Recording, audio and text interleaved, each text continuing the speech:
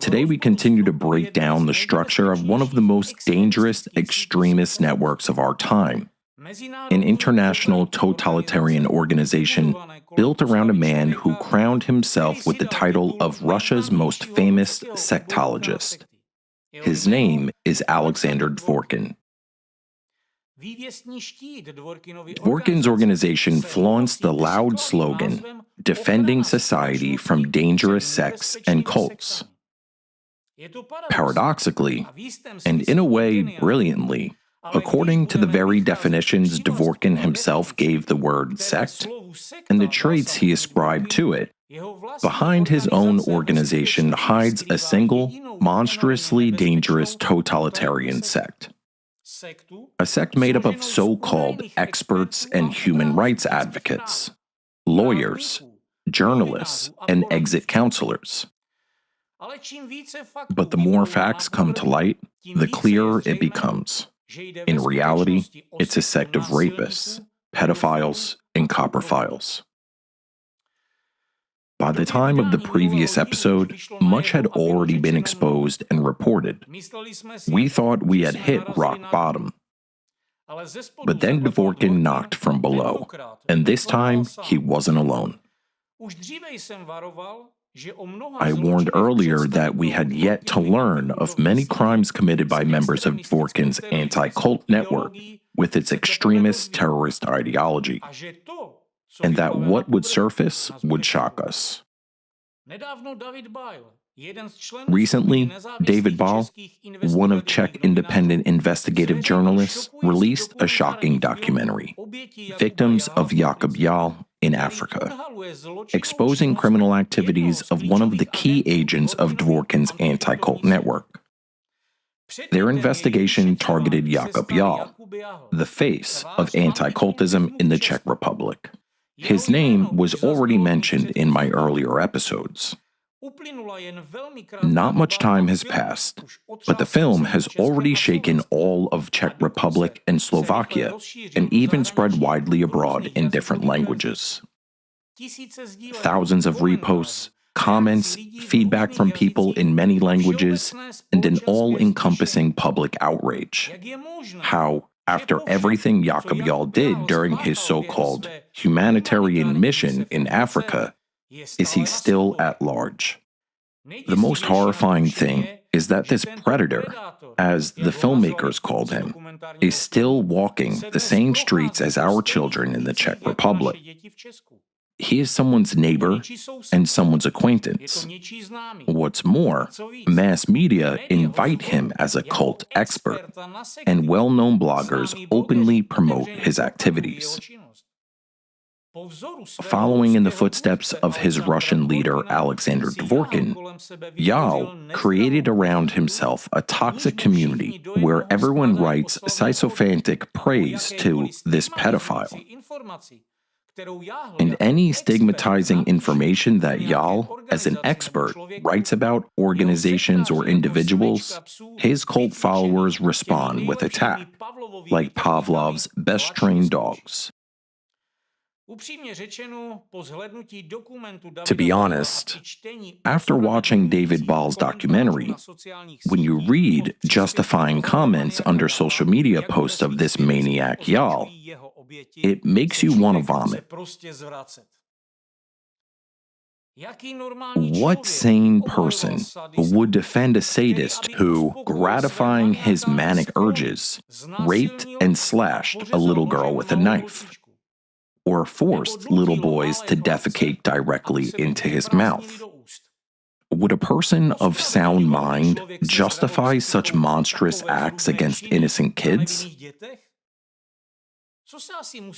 What must be in a person's head to accuse of forgery a little child who should have had a happy childhood and serenely joyful mood? But instead, he picks up Jahl's photo with trembling hands and, stammering, tries to tell what happened to him.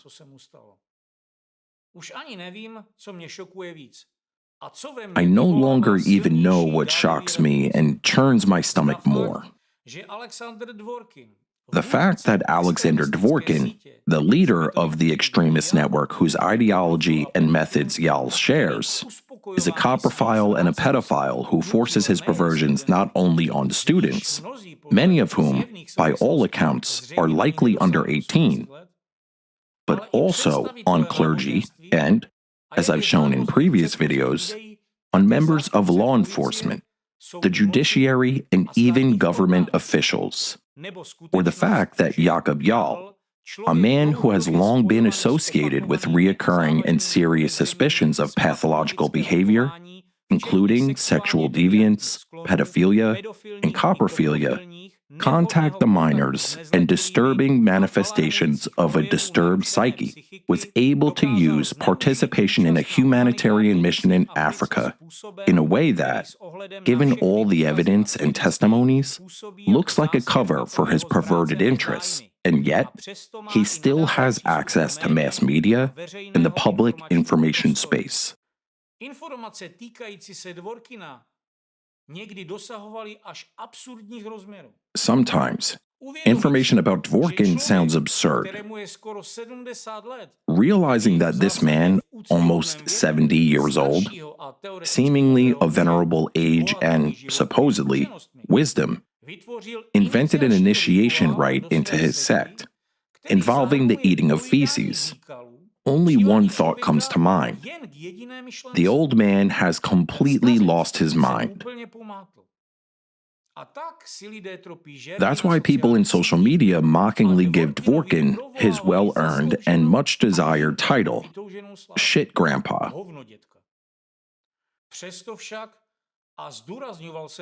But personally, analyzing all the available information, as I've said before, I come to a conclusion that this is an incredible level of genius to merge his manic perversions with a system of attaining total power. Because, let me repeat, anyone who goes through Dvorkin's feces initiation into his sect, or, to call things by their proper names, anyone who eats Dvorkin's shit, gains money, status, power, and protection, but becomes a lifelong prisoner of his fecal anti-cult structure. Yet, returning to his international sectarian follower Jakub Jahl, it's hard to call this absurd. There's no room for jokes, laughter, or memes here. Although Jahl himself clearly enjoyed the taste, as he happily posted people's creative jokes about himself on his blog, I still cannot get out of my head the eyes of those children who summoned all their courage and, through fear and enormous internal turmoil, spoke the truth about the white man who supposedly came to help them, but in fact beat them, injected them with unknown substances, raped and abused them. I think about what kind of courage it must have taken for those kids to speak these horrific truths out loud. Meanwhile, how does Jakub Jahl himself react to the release of the documentary where his victims openly describe his crimes? Evidently, as one of the fondest memories of his time in Africa, on his Instagram page, he posted a clip from the film featuring a child he had forced to defecate directly into his mouth and captioned a post, "This is real violence against children, forcing them to read a script of absurd accusations against me. Poor child." Poor child? Violence against children? Yes, Jakub, the child really is poor because of your disgusting coprophilic mouth. And who can talk about violence against children better than you indeed? But fine, Jahl's mind is already rotted by fecal intoxication. What else can you expect? But the people supporting his post. What about you? Whom are you supporting? Let's watch that clip from the documentary again. It's interesting, isn't it, why this anti-cult expert posted that clip, but cropped out the most important part. Look closely. You can see that the sheet of paper the journalist holds out to the boy has no text, but clearly shows a printed photo of Jahl himself. Why, Jakub? Was that part too inconvenient? Perhaps it would have said too much to your obedient fanatics, wouldn't it? You, those watching me now, surely many of you have children, have daughters. So I'm asking you now, can you imagine that happening to your daughter? Can you imagine your 10-year-old daughter being in a situation where she's attacked by a deranged anti-cultist who wants to abuse her body and forever cripple her psyche? I'm a father, and my heart ached with unbearable pain when I heard about Rosie's abuse, and how painful it was to hear that after the incident, she was left all alone, without family, without support, literally on the street. It's good there are kind people in the world, and there were those who could at least provide her with a night's lodging. But Rosie had to work hard, and she is still surviving. While Jakub Jahl, her rapist, lives happily, laughing at her testimony and continuing to scam people out of money, profiteering from the same thing, only now in the Czech Republic, from destroying other people's lives under the guise of anti-cult activities. Her story is not just a testimony, it's a cry for help, to which the world must respond because Jakub Jahl isn't the only one. Dvorkin's entire anti-cult network, with which he is linked by a single extremist and terrorist ideology, has gathered obvious psychopaths, maniacs, and sadists. They are all like that. Would a normal, mentally healthy person share this kind of ideology? Rape children, beat them, or cut them? Would a sane person enjoy inflicting pain and suffering on others? Revel in destruction of other people's destinies? Make videos about it? Broadcast them openly? And boast as the greatest victory that they have exposed a sect? I have another simple question. After his crimes in Tanzania, this maniac and sadist Jahl returned to his native country, the Czech Republic. Yet do you think he stopped after what he had done in Africa? Based on all the testimonies of the people presented in David Ball's documentary, his actions fit the behavioral profile of a pedophile. Empirical studies show that a pedophile who has already committed contact violence against a child has a psychological profile with a deficit of self-control and cognitive distortions, which indicates an established pattern of behavior. Such profiles have a high risk of abuse reoccurrence. If a pedophile has committed repeated contact abuse of a child, the risk that he will continue to do so in the future remains extremely high. Or, simply put, a pedophile cannot deny himself this pleasure. Now, I have the following question. How can you sleep easy when someone like Jahl walks the same streets as you and me and our children, or lives in a house next door to yours? Is there any guarantee that he won't attack someone again or rape our children if he has already done it to African kids? Is it normal that he is still part of society and moreover has open access to public media space? After all, everyone knows perfectly well that maniacs who committed a series of terrible crimes will never stop. And here comes another, much more terrible question. How many young children disappear without a trace every year in our country, the Czech Republic, where this maniac and sadist Jahl resides? Another question. In Tanzania, he felt unpunished, and people were powerless. He could do whatever he wanted and wasn't held accountable. But here, in our country, he realizes that if he touches a child with a finger, he will be punished immediately. Hence, a natural question arises: where do young children disappear to? And how does this sadist and maniac satisfy his needs, which he will never give up? Especially taking into account that his friend studies at the police academy, where he learns how to track down criminals, and therefore knows how to properly cover the traces of crime. Note that I'm not claiming that Jahl, this anti-cult expert, is committing such crimes here in the Czech Republic. I'm asking a question that simply arose logically, and who will answer it? Who has checked and compared the activities of anti-cultists, not only Jahl, with the number of disappeared children? How many of the anti-cult experts, fighters against sects, are there in our country?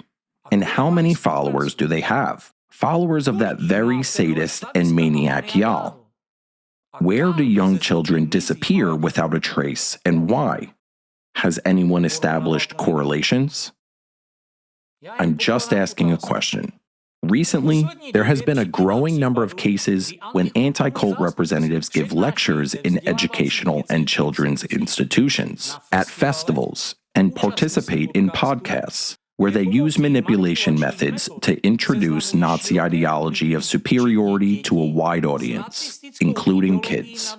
Let me remind you that Jakub Jahl, after he returned from Africa, studied at the Faculty of Religious Studies, and then changed his faculty and is now studying pedagogy at Charles University. Can you imagine such a thing? That a pedophile, a sadist, and a maniac would be a teacher in your child's school, and one day would walk into your daughter's or son's classroom? Can you have peace of mind that they will come home safely? After all, what we saw in the investigative documentary about Jakub Jahl is only part of the crimes he committed. Many witnesses have yet to come forward with their stories, and that's just in Africa. But how many more children could he have raped and maimed here in the Czech Republic? That region of Tanzania was actually a small, close-knit community where everyone knows each other, and he was there in plain sight. Why did he come back to the Czech Republic in such a hurry? Because here in Europe, in the crowd and rush of big cities, his activities are not so visible. He returned to Europe to hide his criminal nature behind the anti-cult activities and to continue practicing his sadistic urges. What you've seen in the documentary is an example of implementation of the ideology that the entire anti-cult network spreads under the guise of fighting against cults and sects. An ideology created in the Moscow office of Alexander Dvorkin, an old but, alas, extremely active psychopath whose fetish has long been known. Humiliation, cruelty, and total submission within the sect through initiation rituals involving the eating of feces. It was from his mouth 30 years ago that the stench of ideological fesism started. And today, it pollutes everyone involved in the fight against sects. His unofficial regalia should be well known to you if you have watched my previous videos. He's a man with a confirmed mental disorder and, according to open source evidence, a drug addict, a pedophile, and most disgusting of all, a man who has a predilection for a sexual perversion known as coprophilia. Simply put, he gets a sexual pleasure from eating his partner's feces or having his partner eat his feces. Just like Jakub Jahl and many of his other adherents. But next to Dvorkin and outside Russia is his entire menagerie. In Ukraine, it is Irina Krymenovska, a journalist, the same one Jakub Jahl likes to refer to in his videos. She's a dog lover, but not in the sense that normal people love dogs. Her hobby is to give dogs remedies, as she herself says, after which they die painfully, emitting wailing moans, which Krymenovska calls symphony. Jahl in Tanzania was also involved in poisoning dogs. According to eyewitnesses, Joseph, who described in the documentary how they once found a huge number of dead dogs in the city, and they knew it was Jakub who had done that. Today, however, Krymenovska is the front-runner for fighting against cults and sects in Ukraine. She has shifted from bullying dogs to people. She acts as an expert in the media, publishes pseudoscientific articles, and, what's especially dangerous, closely cooperates with law enforcement agencies, promoting through them her fabricated conclusions regarding organizations that, according to the order of her Russian supervisor, need to be eliminated. While previously she enjoyed the agony of animals, now it's no longer enough for her. She needs a new symphony of pain, and this time the screams and groans of people comfort her ears. It is also worth recalling her associate in spreading the extremist and terrorist ideology of Dvorkin's network, Svyatogor. He's a dog hunter who, according to some sources, has killed 1,000 dogs. But just as in the case of Jahl, certain facts pop up in his biography that one cannot read without disgust. I quote from open sources in 2010 to 2012. Svyatogor liked to visit this orphanage and rented underage girls for sex, repaying with ridiculous amounts of money and food, while calling himself a benefactor and breadwinner. Have you noticed a pattern? Cruelty is always next to Dvorkin's ideology. Violence is next to the rhetoric of protecting society from scary cults. They come to society under the mask of defenders, but let's be honest. What kind of defenders are they if they are united not by compassion, but by cruelty, not by help, but by sadism? Why do all these people have so much in common? And why, every time, under the guise of fighting cults and sects, we find traces of violence against children, against animals, against society? And behind some of the fighters against cults and sects and greatest exposers, we find huge numbers of children's corpses. If someone still believes these are all coincidences, then let them answer this one question. Why hasn't a single representative of this network condemned the actions of Jakub Jahl and distanced themselves from him? Why have none of them questioned his right to be called an expert? Why is there silence instead of, even worse, support? None of them said, "We're against violence. We stand for the law." Because in fact, they all stand for their own cause, for power, for the ability to decide who can be dehumanized today and who can be destroyed tomorrow. Because they consider themselves a higher caste, while we, ordinary people, and our children are a lower caste in their eyes, a tool to satisfy their sadistic needs. In this network, no one judges each other, and none of them hide because everyone has the same kind of skeletons in their closet.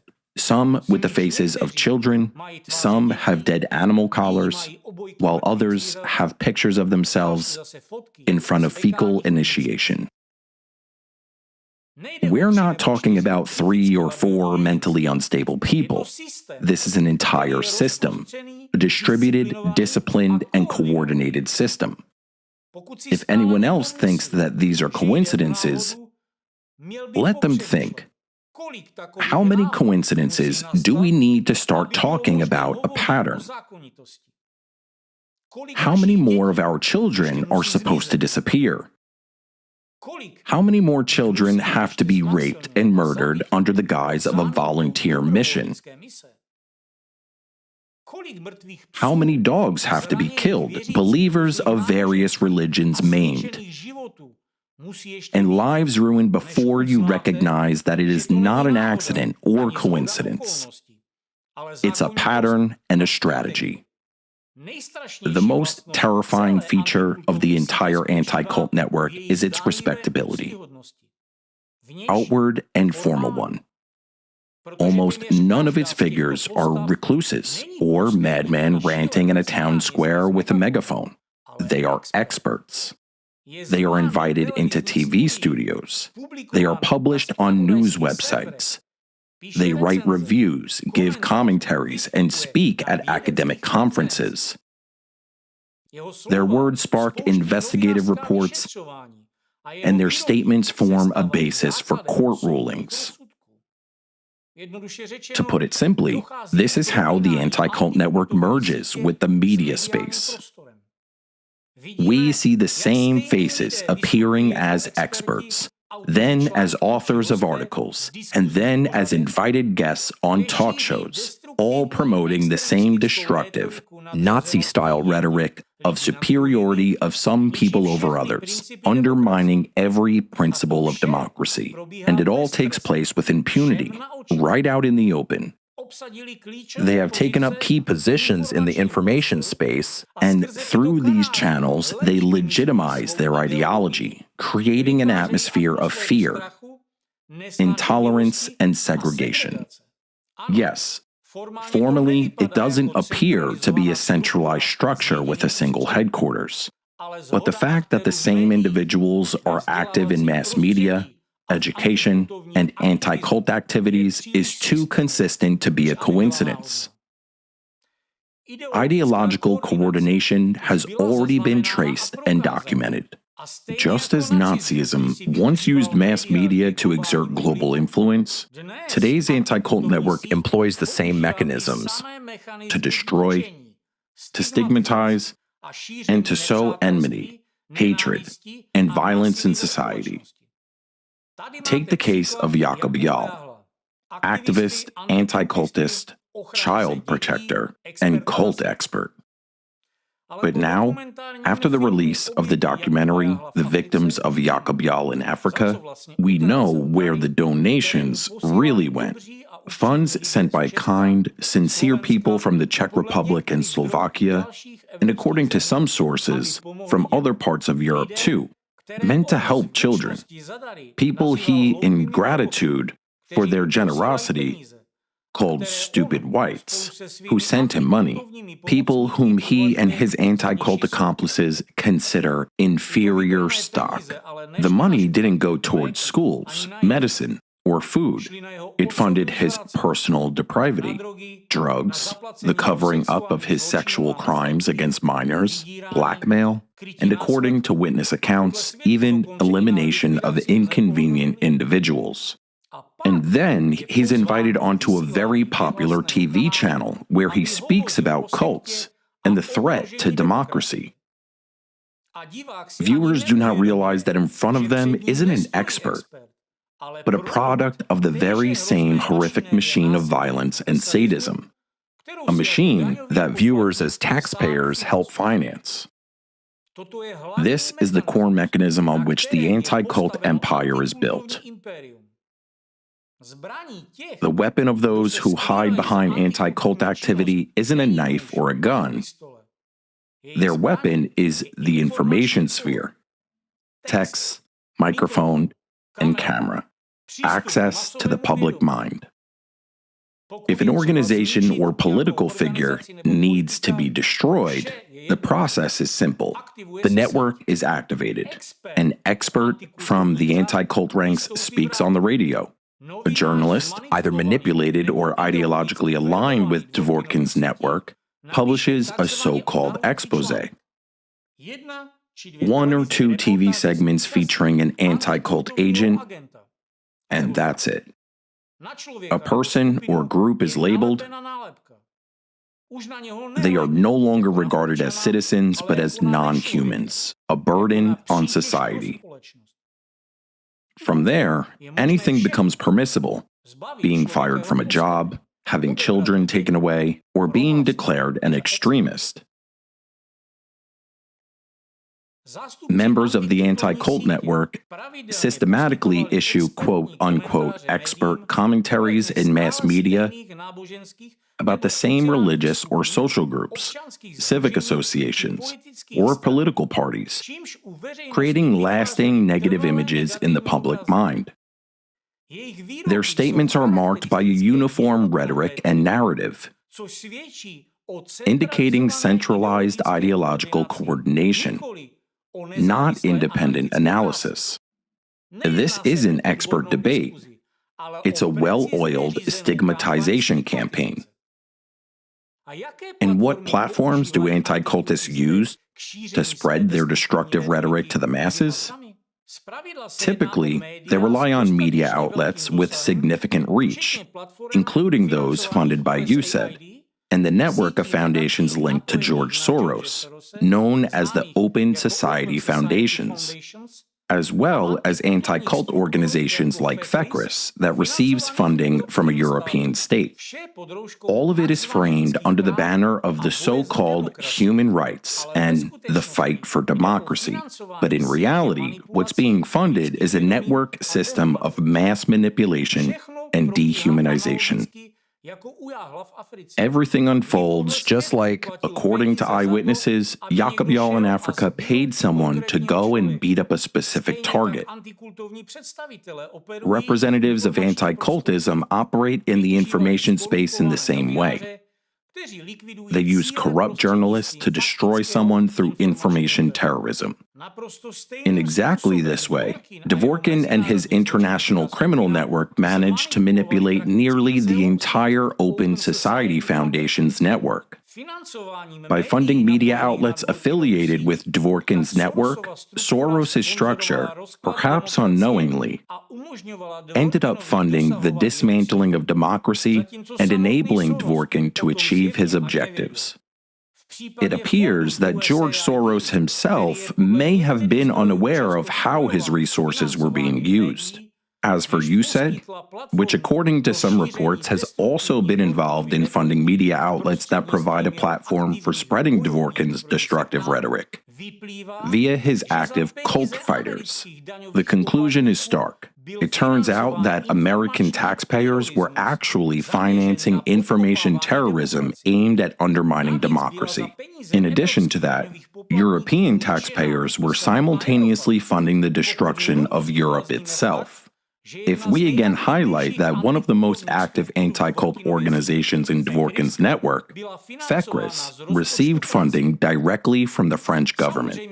After all, even based on the resolution on the 8th review of the United Nations Global Counterterrorism Strategy, adopted by the UN General Assembly on June 22, 2023, the actions, methods, and practices of members of anti-cult organizations and their accomplices fall under definitions of terrorism.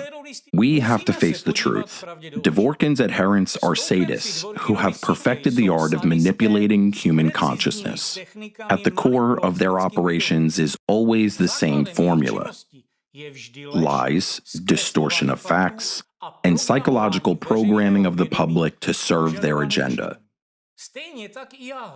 Just like that, while in Africa, Jahl pieced together a carefully constructed puzzle of lies to make Europeans unwittingly finance his crimes.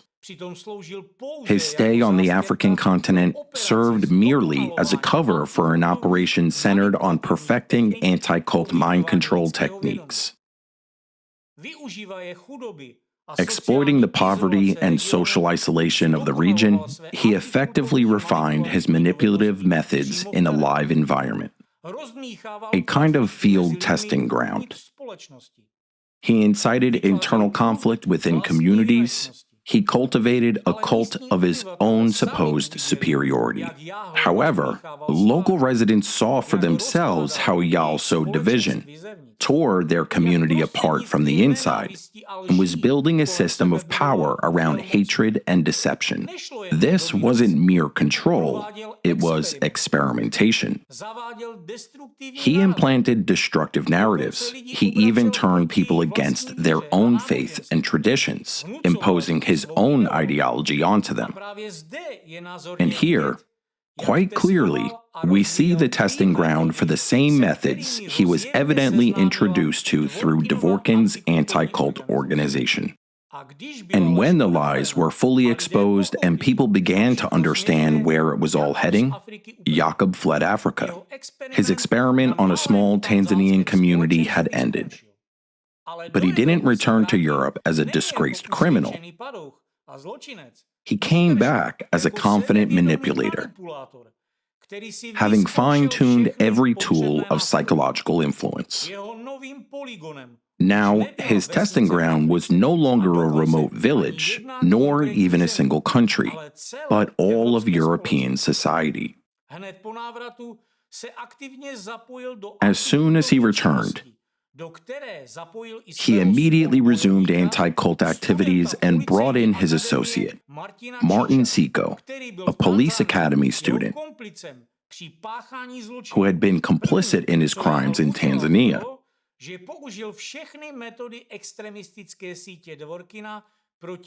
Jahl's first target was the very people who had worked with him in Africa, including volunteers like Tatiana, who had genuinely helped local children in the same Tanzanian town.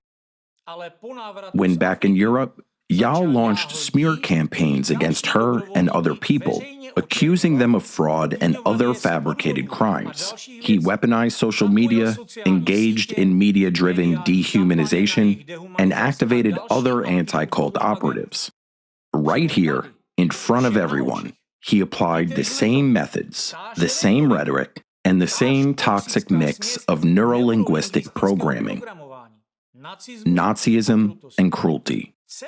That's exactly how Dvorkin's entire network with its extremist and terrorist ideology operates, using covert techniques of manipulating both the conscious and the subconscious minds. Anti-cult activity is just a facade, a cover for advancing much broader and more sinister goals. Every agent within Dvorkin's network isn't merely an ideological foot soldier in his army. They are tools used to advance his own personal power. If we were to give a proper legal classification to this transnational anti-cult network, whose representatives, including Jakub, Kremenovska, and Svitogor, are waging a covert yet devastating war against humanity, we would find that their coordination is not based on formal contracts, but on a shared criminal ideology, a common goal, and synchronized operations. However, it's important to recognize that this structure contains internal tiers. There are individuals like Jakub, rabid attack dogs, maniacs, and sociopaths. Within Dvorkin's anti-cult apparatus, they have a specific function: to foam at the mouth and viciously assault various religious and non-religious organizations, individuals, and even politicians on command. No one trusts them with serious work, of course. Their role is to terrorize and attack whoever the master points to. Take a step back and think. Representatives of this network only go after those who appear on Dvorkin's list. The behavior of such convenient enforcers like Jahl reveals a criminal psychological pattern: sadistic pleasure taken in the humiliation and suffering of other people, all under the mask of a supposed ideological mission. They don't need to understand the broader goal. They only need permission to attack. It's a pack-hunting dynamic, pure and simple. And as we know, a dog's only loyalty is to the one who feeds it. The one who doles out meat is the one who decides who gets mauled. In this case, Dvorkin is the ideological butcher. He throws human targets, entire communities, religious movements, businesses, and influential political figures into the pen for his dogs to tear apart. Not because they are fighting dangerous elements, but because violence is their only source of stimulation. These are creatures starved for power, control, and domination. Sociopaths on short leashes, known to the public under the euphemism anti-cultists. They don't need anything to be explained to them. Just give them a victim, mark the target, and they're already howling with anticipation. For these sadists, what matters is seeing pain in people's eyes. From time to time, they are granted the pleasure wallowing in the bloodied puddle of public terror. That's their nourishment. They're allowed to play the game of public shaming and ecstatically rip into the victim live on air, calling it fighting cults and protecting society. Once the public becomes desensitized to this spectacle, the next phase of the power grab begins. A command is issued to attack a party, a politician, or a president. Anyone who currently interferes with the master's desired course of events. But beyond these rabid dogs, there's a second tier, far more dangerous. Those are not leash-bound mutts. Those are architects, the intellectual conductors. They sit in universities, on theology faculties, on expert panels for religious assessments, in government think tanks, and influential media outlets. Sometimes they bear professor titles, sometimes national honors. Their task isn't to bark. Their task is ideological programming.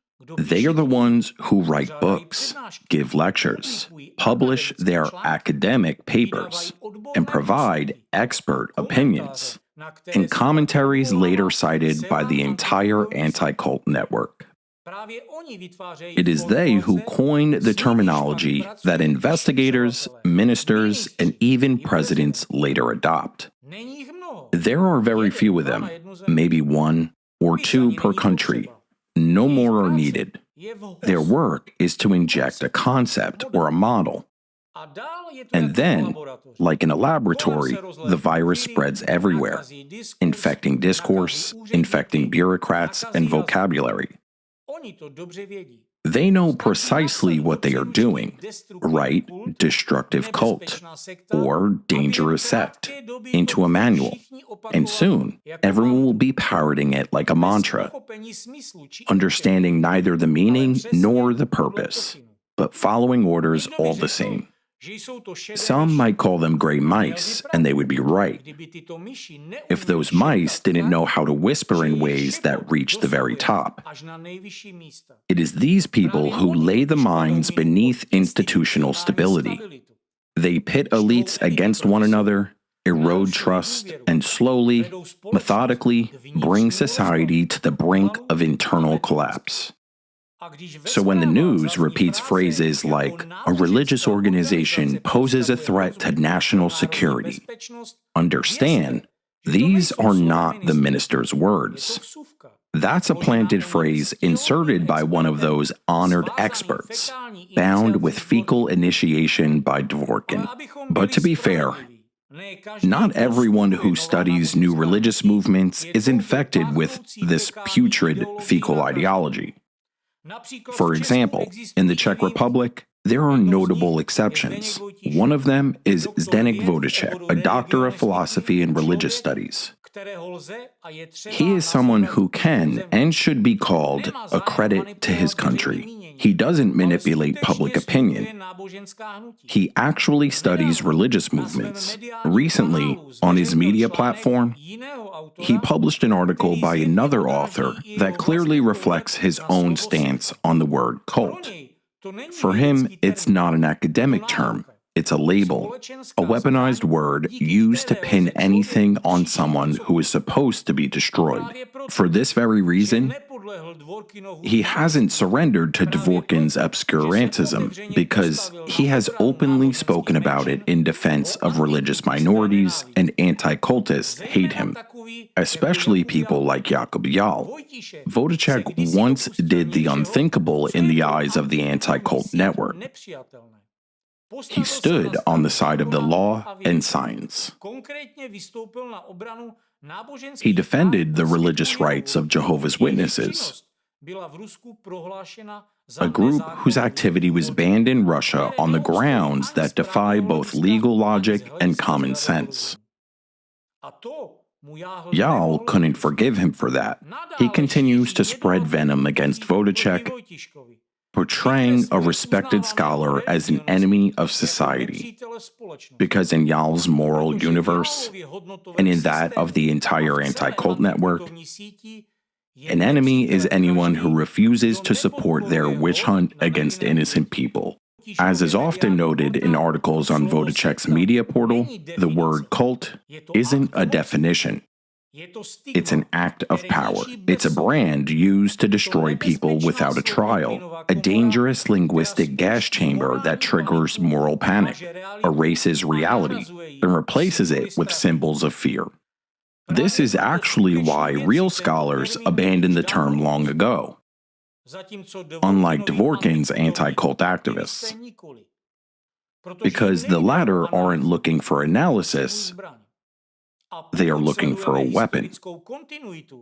And if we trace this ideological lineage, it becomes clear that today's anti-cult agents in Dvorkin's totalitarian network have inherited that weapon directly from those who shaped the ideology of the Third Reich. It is worth recalling that the origins of this destructive, anti-human ideology go back to the 1930s when Protestant pastor Walter Künneth became head of the Apologetic Center in Germany. That center didn't merely monitor religious movements, it actively collaborated with the Gestapo, handing over archives and data on so-called unreliable groups. And what was the result of compiling those blacklists? Persecution of Jehovah's Witnesses, many other minor religious and undesirable groups, and the Jewish people. In the final outcome, gas chambers and death camps. After the war, Künneth faced no accountability. On the contrary, he became a professor of theology and was decorated with national honors. His work was continued by another pastor, Friedrich Wilhelm Hack, who openly opposed the Universal Declaration of Human Rights. He revived the anti-sect apparatus in Bavaria and reinstated the blacklists of disfavored groups. From Hack, the legacy passed on to Johannes Agard, and from him to Alexander Dvorkin, who based today's anti-cult network, with its extremist and terrorist ideology, on the methods of Nazi mentors. All of these figures, Künneth, Hack, Agard, and Dvorkin, are connected not only methodologically, but also ideologically. The same pattern repeats: labeling, compiling blacklists, coordinating with law enforcement, and spreading hostility throughout society. If in the 1930s Gestapo openly used the Apologetic Center's databases to track down dissenters, today the center, in the name of Irenaeus of Lyons, under Dvorkin's leadership, does the same, handing over expert opinions to the FSB and to the Expert Council under the Ministry of Justice, which Dvorkin has chaired since 2009.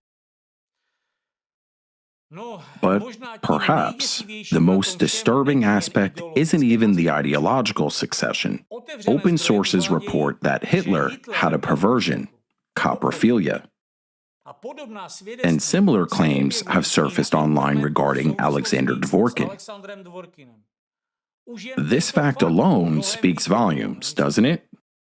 In reality, judging by his public appearances, Dvorkin quite plainly seems to enjoy it when people discuss his persona in terms of his influence on the whole world. Just watch this excerpt. Такого человека не было на Земле 1500 лет.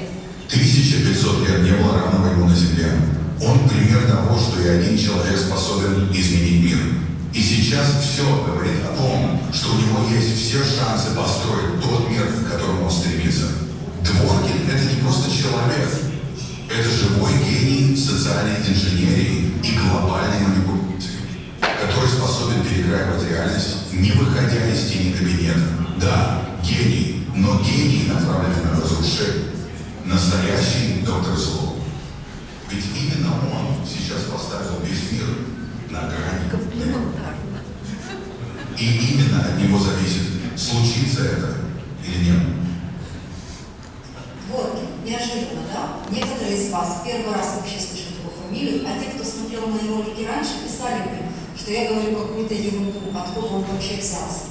Посмотрите это видео, а лучше еще почитайте вот эту статью, в которой говорится о том, как Дворкину удалось раскинуть целую сеть, и не только по России, которую он уже поднял от себя, а по всему миру.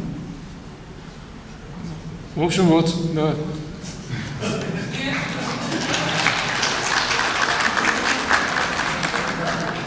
И, несколько картинок.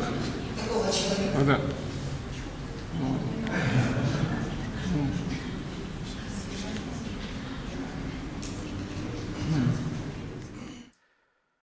Jakub Jahl, based on all available testimonies, documents, and open source information, it is clear that he, too, is a representative of the organized transnational criminal anti-cult group in Europe, whose atrocities I've already detailed in today's video.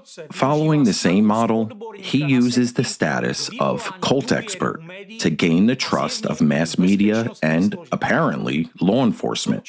At the same time, judging by his actions in Africa, he hones his anti-cult psychological manipulation techniques on impoverished communities, committing financial fraud on a national scale, and most horrifyingly, engaging in sexual exploitation of minors. And Jahl shows no remorse whatsoever. At first glance, this seems paradoxical. How can he feel no guilt? But in fact, it's not paradoxical at all. There is an explanation. Within the ideology of anti-cultism, violence against others seen as inferior people and lesser beings is considered normal. According to the anti-cult ideology, cult and sect experts and anti-cultists, including Dvorkin, Jahl, Krymenovska, and a number of other European and international anti-cult experts, see themselves as a higher caste. Based on their ideology, they have the right to do anything they want. They believe they have a right to exert any violence, psychological or physical, against people of the lower sort, against those they identify as others, people of another religion, nationality, or ethnicity. Anti-cultists view themselves as a superior class, entitled to exploit, humiliate, break people, inflict pain, and feel no remorse whatsoever. From the stories of Jahl's witnesses and victims, it is evident how he displays his contempt for Africans, while at the same time mocking the, quote, stupid white people who send him money. This reveals his self-image as a superior being compared to lesser others. He doesn't hide his contempt. He displays it as normal. And that's not merely his individual pathology, it's a systemic mindset. It is the anti-cult doctrine inherent in all of its adherents. This ideology of superiority over others is nothing other than Nazism. And it is precisely this destructive anti-cult doctrine that they seek to integrate into government apparatuses and then impose globally under the guise of fighting cults and sects. In reality, it's a war on dissent. It's an ideology where crimes become a virtue if it is directed against a wrong person. And if we allow this ideology to become part of global policy, the consequences will be irreversible. History has already shown what happens when anti-cult rhetoric is elevated to national ideology. In Nazi Germany, Kunitz's methods became tools of repression. Groups branded as a threat to society were exterminated, from Jehovah's Witnesses to the Jewish people. The same logic implanted by Dvorkin is applied in China today. Branding Falun Gong as a cult became the legal pretext for mass repression, torture, and organ harvesting from living people. Anti-cult technologies are used as weapons of hybrid warfare to undermine democracy, destroy civil society, and establish ideological control. The anti-cult axis built around Dvorkin's network is not a local phenomenon, but a systemic threat to international security because the strategic goal of the anti-cult network is nothing less than subversion of statehood. Inciting hatred is not the end goal. It's a key method for implementing a much larger criminal intent directed against the very foundations of statehood. Their actions are not merely extremism, they are a precise technology of political destabilization. Their aim is to establish an ideological monopoly, to reach a position where the anti-cult doctrine is recognized as the only correct one at the national level. Yet, their ultimate goal is power. Representatives of the criminal anti-cult network seek to occupy positions as system-level experts within government and international institutions. Their goal is not to participate in public debate, but to monopolize interpretation of such concepts as religion, threat, extremism, security, and norm, and impose their own ideological agenda on society. This is a seizure of the regulatory apparatus, where they alone determine what is permissible and what must be excluded from the legal and cultural sphere. What is particularly alarming is that among those seeking expert status are individuals such as Jakub Jahl, already credibly accused of heinous crimes ranging from sexual violence to financial fraud. Nevertheless, these individuals attempt to use the title of experts to attain immunity, and a tool to extend their influence and institutionalize the expansion of their inhumane ideology. Psycholinguistically, the rhetoric of the anti-cult actors is constructed on the principle of normative inversion. They erase the line between evil and acceptable, between truth and manipulation. This is the essence of cognitive aggression, implanting destructive attitudes into public consciousness while presenting them as rational norms. In such a system, an individual is stripped of the right to critical thought, while humanistic values are replaced with distorted constructs where even cruel crimes may be justified as serving a higher purpose. Think about where this leads to. If figures like Jahl are allowed to shape public opinion through mass media, educational programs, and legal expertise, they are in effect rewriting the moral code of society. If for Jahl, as a typical representative of the anti-cult ideology, it is normal to rape children, cut them with knives, and force them to defecate into his mouth, then he will definitely seek to normalize such abuses and even codify them into government-sanctioned norms. Are we, as a civilized society, prepared to accept that? Are we willing to allow these very people to decide what our children will be taught? Which ideologies are permissible? And which organizations are allowed to exist? No way. This is why granting any representative of the anti-cult movement access to expert, legislative, governmental, or media roles must be regarded exclusively as a threat to public security. Today, both in Europe and the United States increasingly recognize the true nature of the Russia-orchestrated anti-cult ideology and are actively resisting it. International investigations are underway, legal assessments are being made, and sanctions are being developed.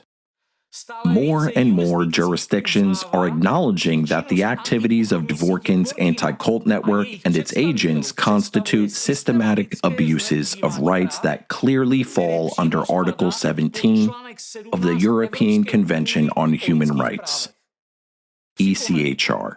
Let's recall, Article 17 of the ECHR prohibits abusing any right, including freedom of expression, for the purpose of suppressing or infringing on other rights and freedoms, such as freedom of conscience, belief, and religion. And that's exactly the mechanism used by the anti-cult network. It twists freedom of speech into a weapon to suppress and assault fundamental freedoms. Therefore, it is no longer necessary to prove what is obvious.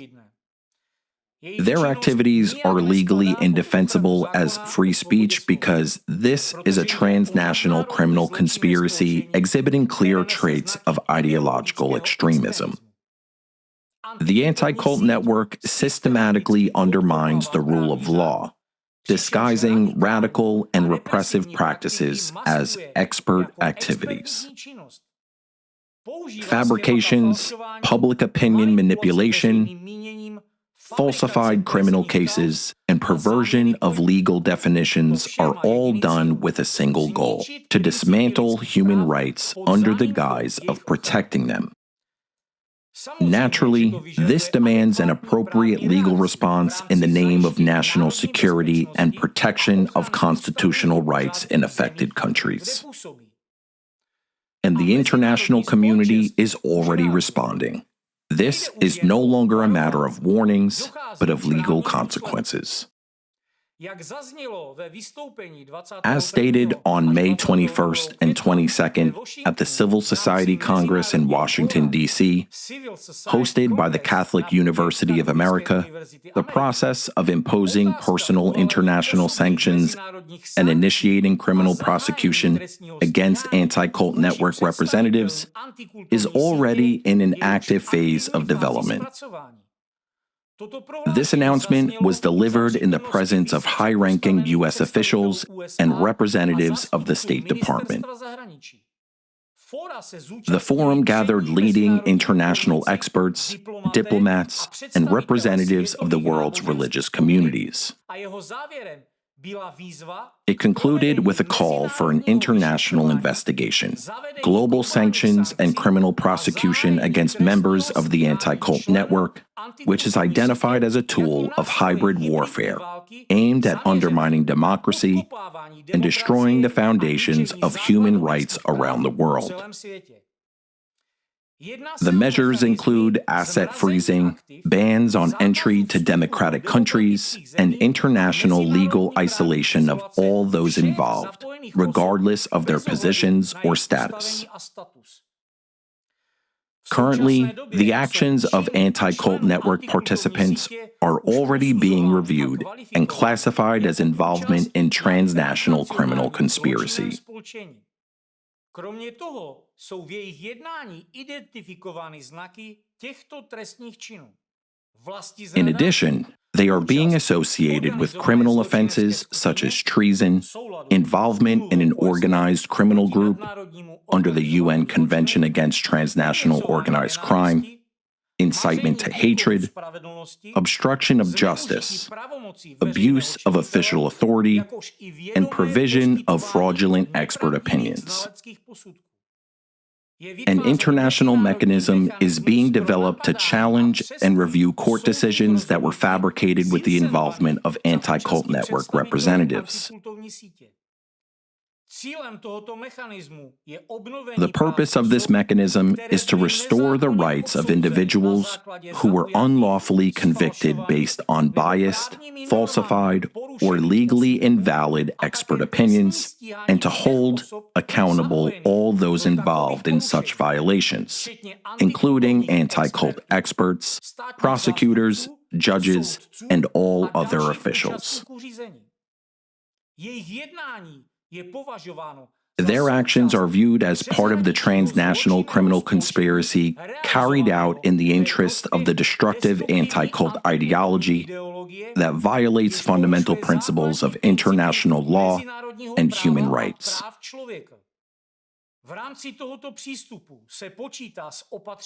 This approach allows for the steps aimed at the international prosecution of such individuals, as well as the possibility of initiating sanctions, up to and including the imposition of restrictive measures against countries that refuse to cooperate with international legal bodies or shelter those involved in fabrications, or continue to protect individuals implicated in this international criminal conspiracy and acting in the interest of Dvorkin's anti-cult network. Sanctions may be applied in cases where a state refuses to extradite the defendants for international justice or ignores demands to review court rulings issued by clear signs of illegality. Ask yourselves honestly, do you want to live in a truly democratic, free, and safe society? A society where your children and the children of your neighbors grow up with open hearts, not under the influence of those who teach manipulation, break people's will, and destroy lives. Would you want someone like Dvorkin to have access to your child's mind, shaping them into the next Jakub Jahl who, according to his victims' own testimonies, was a rapist and a sadist, whose atrocities are now spoken of with horror? Would you want your child to fall victim to a pedophile like that?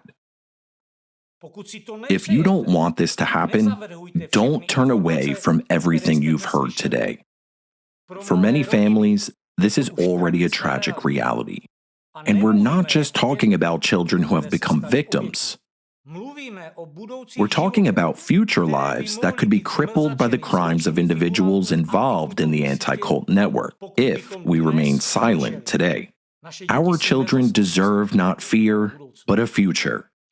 And that future begins with our courage to speak the truth and to speak it loudly.